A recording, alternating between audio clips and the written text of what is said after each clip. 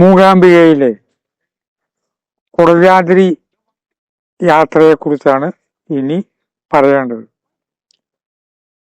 കുറച്ചു ദിവസം കുടജാദ്രി താമസിച്ചിട്ടാണ് കുടജാദ്രി സാനുക്കളിലൂടെ എന്ന നോവൽ ഞാൻ എഴുതിയത്.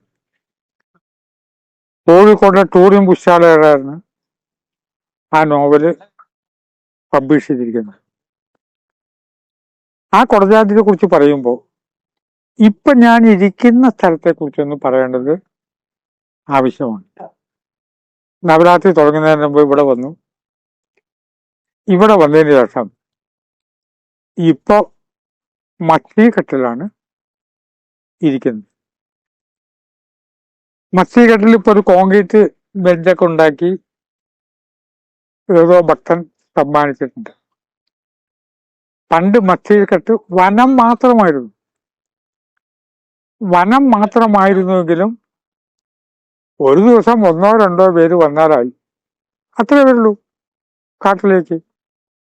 ഈ മച്ചീകെട്ട് സ്ഥിതി ചെയ്യുന്നത് ബൈന്ദൂരിൽ നിന്ന് കാർ മാർഗം ബസ്സിലോ മൂകാംബികയ്ക്ക് വരുമ്പോൾ മൂകാംബികയിൽ എത്തുന്നതിന്റെ ഒരു 2 കിലോമീറ്റർ ഇപ്പുറത്ത് മൂകാംബിക്ക് വരുമ്പോൾ ഇടതു ഭാഗത്തുള്ള ഒരു സ്ഥലമാണ് മച്ചീകെട്ട്.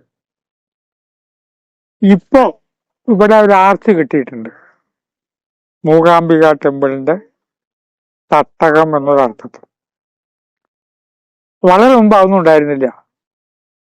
ഭക്തന്മാര് കാൽനടയായിട്ട് വനത്തിലൂടെ വന്നിരുന്ന കാലഘട്ടത്തിൽ ഇതൊന്നും ഉണ്ടായിരുന്നില്ല. ഇവിടെ ക്ഷേത്രമില്ല.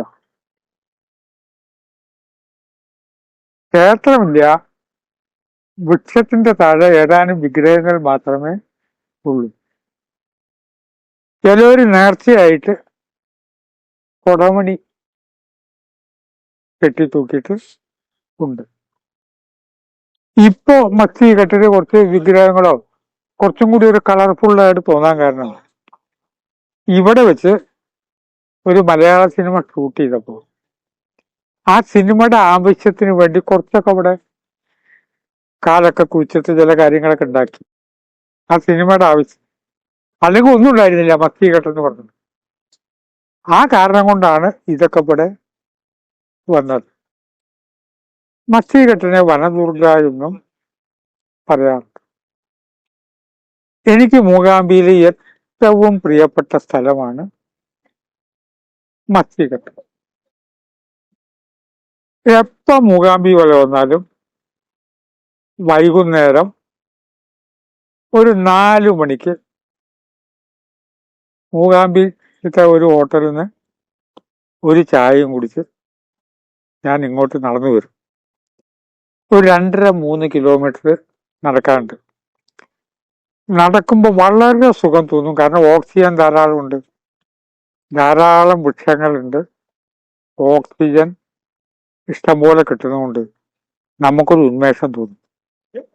നമ്മുടെ ഉന്മേഷം നഷ്ടപ്പെടുന്നത് ഓക്സിജൻ ഇല്ലാത്തപ്പോഴാണ്. അങ്ങനെ വനദുർഗയിലേക്ക് വരുമ്പോൾ വനദുർഗയുടെ ഒരു പ്രത്യേകത, ഇവിടെ ക്ഷേത്രം പണിയരുത് എന്നാണ് വിശ്വാസം. അതുകൊണ്ട് ഇവിടെ ഇതുവരെയും ക്ഷേത്രം പണിതിട്ടില്ല. വേണമെങ്കിൽ മൂകാംബികയ്ക്ക് വരുമ്പോൾ വനദുർഗ ക്ഷേത്രം എന്ന മട്ടൊക്കെ പണിയായിരുന്നു. ക്ഷേത്രം പണിയരുത് എന്നുള്ളതാണ് വിശ്വാസം. ഞാൻ ആ വിശ്വാസത്തോട് ചോദിച്ച് ചേരുന്നുണ്ട്. കാരണം വനദുർഗ എന്ന് പറഞ്ഞാൽ പ്രതിരോധ ശക്തി, റെസിസ്റ്റിംഗ് പവർ. നമ്മുടെ പ്രതിരോധ ശക്തിയെ വർദ്ധിപ്പിക്കുന്നതാണ് ഈ ദേവത. എല്ലാ രോഗത്തിന്റെയും അണുക്കൾ നമുക്ക് ചുറ്റുമുണ്ട്.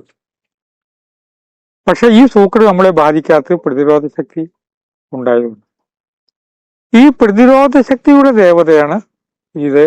ആ ദേവതയ്ക്ക് പ്രതിരോധത്തിന് പിന്നെ വേറൊരു കെട്ടിടം വേണ്ട എന്നുള്ളത് കൊണ്ടാണ് ഈ വിശ്വാസം. ഈ വിശ്വാസം ഭാരതത്തിൽ പലയിടത്തിലും ഉണ്ട്. പലയിടത്തിലും ക്ഷേത്രം പണിയരുത് എന്നുവരെ വിശ്വാസം ഉണ്ട്. സന്ധ്യാനേരത്ത് ഇവിടെ വരുമ്പോൾ വൃക്ഷങ്ങളൊക്കെ ഉറങ്ങേണ്ട നേരമാവും. സമയമാവുമ്പോൾ അവരുറങ്ങും.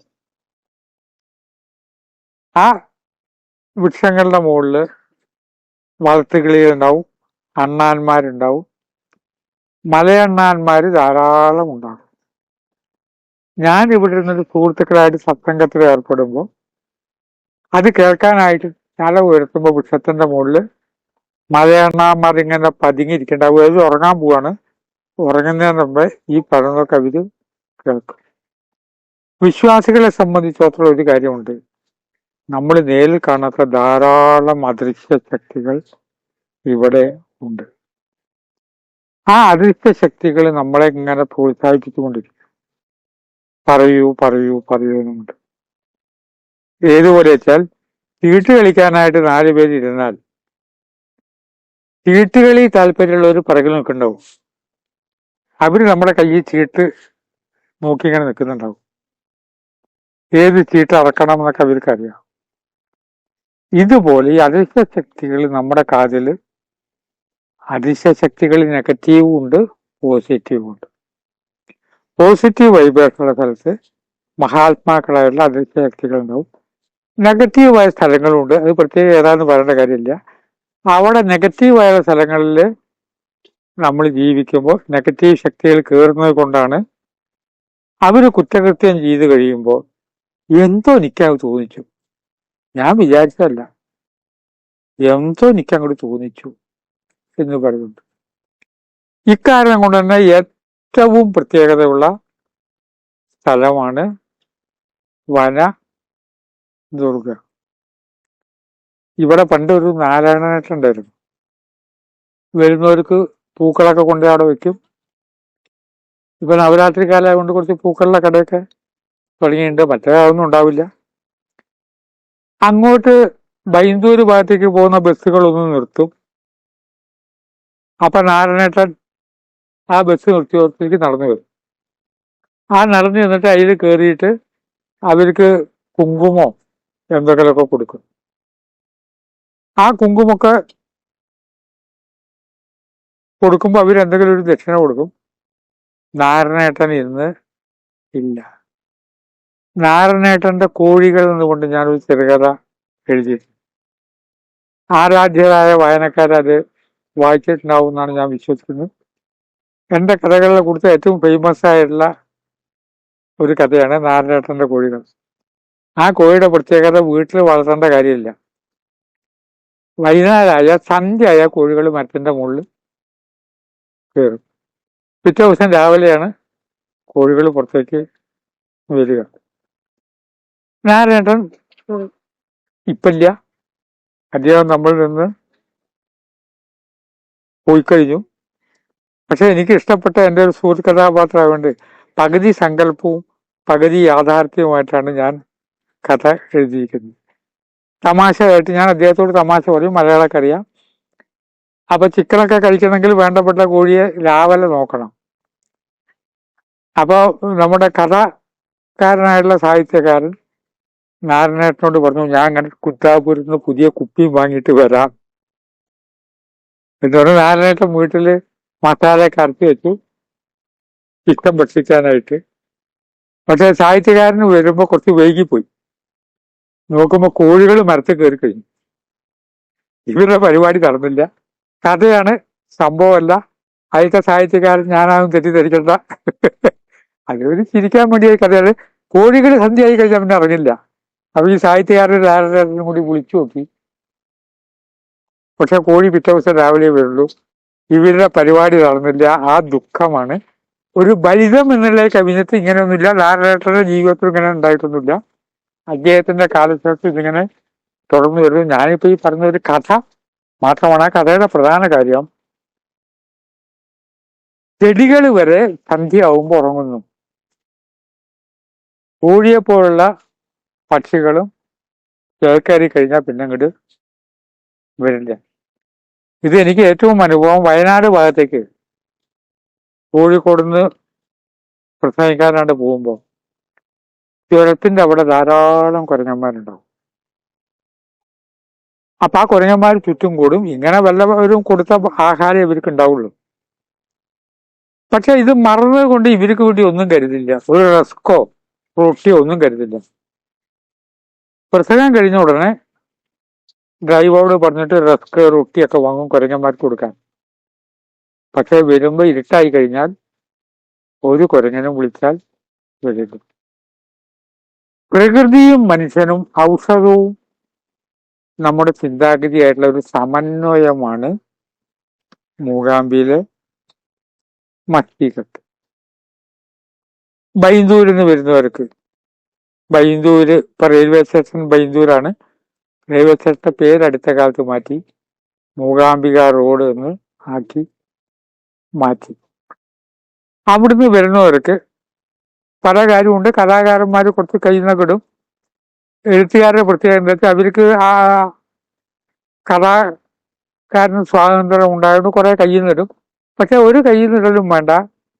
വളരെ പ്രത്യേകതയുള്ള ബൈന്ദൂര്, ബിന്ദുവിന്റെ ഊരാണ് ബൈന്ദൂർ. ഇന്ന് അതിന്റെ പേര് മാറ്റി മൂകാംബിക റോഡ് എന്നാക്കി മാറ്റി. വളരെ മുമ്പ് ഞാൻ ആദ്യമായിട്ട് വന്ന കാലത്ത് ഇത് വനം തന്നെയായിരുന്നു. ആ വനത്തില് വളരെ തെരഞ്ഞെടുത്ത ഒരാളൊക്കെ ഒരു ദിവസം വന്നായി. അങ്ങനെ ഇരുന്നത്തെ കാലത്ത്, അങ്ങനത്തെ കാലത്താണ് ഒരു സംഘം ആളുകളുടെ കൂടെ നമുക്ക് കൊടജാദ്രിക്ക് നടന്ന് കയറാമെന്ന് പരിപാടിച്ചത്. അപ്പൊ അന്ന് കേട്ടിട്ടുണ്ട് ശങ്കരാചാര്യ കൊടജാദ്രി പോയിട്ടുണ്ട്. പക്ഷെ ഭേദചിന്തയില്ല. ശങ്കരാചാര്യരെ പോലുള്ള വ്യക്തികൾ ഭേദചിന്ത വന്നാൽ ഭയമുണ്ട്. വേറെ നിന്ന് അന്യമാണെന്ന് തോന്നൽ വരുമ്പോ ജീവജാലങ്ങൾ നമ്മളെ ദ്രോഹിക്കും. അപ്പൊ കൊടജാദ്രിക്ക് പോകുമ്പോ ഈ അദ്വൈത ഭാവത്തിൽ വേണം നമ്മൾ നടന്നു പോകാൻ. ഒന്നും എന്നിൽ നിന്ന് വേറിട്ടല്ല. ആ ഭയം എന്ന് പറഞ്ഞാൽ ഭയമില്ലായ്മ. എന്നിൽ നിന്ന് വേറിട്ടിട്ട് ഒന്നും ഇല്ല.